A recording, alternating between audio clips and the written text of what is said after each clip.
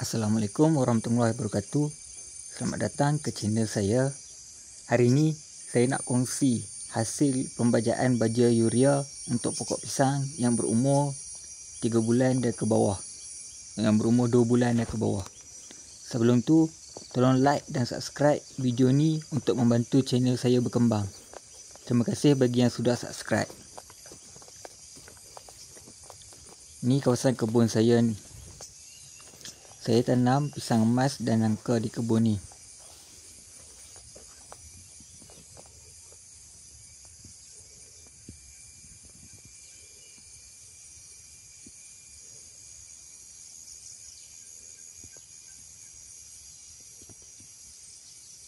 Sekarang ni saya tengah menabur baja urea ke pokok pisang saya.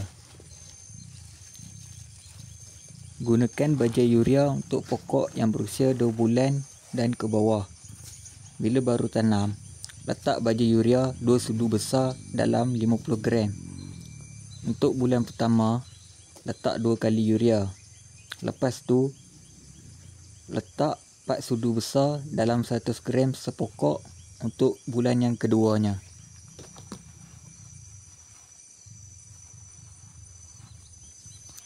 Untuk bulan ketiga, gunakan baja subur dan bulan ke-7 gunakan baja buah.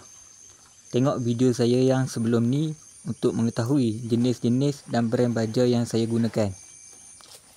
Untuk pokok yang baru tanam ni, eloklah kalau kita mesin je rumput. Elakkan daripada guna racun rumput untuk mengelakkan kualiti tanah terjejas. Kalau nak pokok cepat besar, jangan simpan anak pokok. Buang je semua anak pokok. Macam saya nak pusingan pisang ni cepat. Jadi saya simpan 3 anak pokok saja. Supaya pusingan dia cepat, saya pun cepat dapat duit.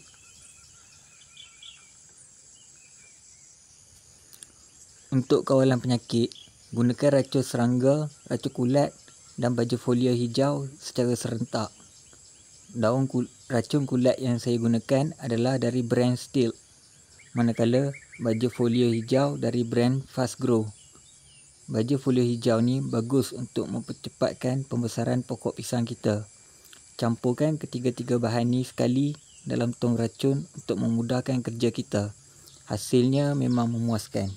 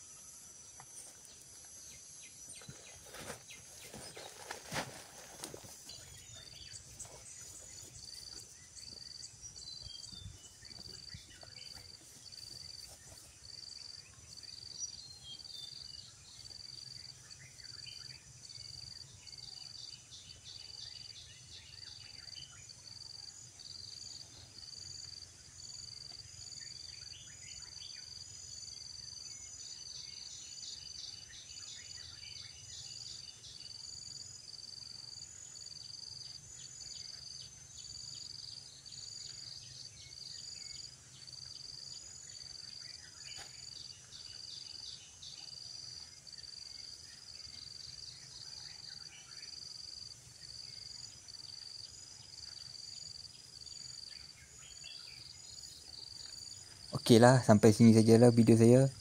Kalau belum subscribe, tolong subscribe dan like video ni. Semoga video ni bermanfaat untuk korang semua. Sekian, terima kasih.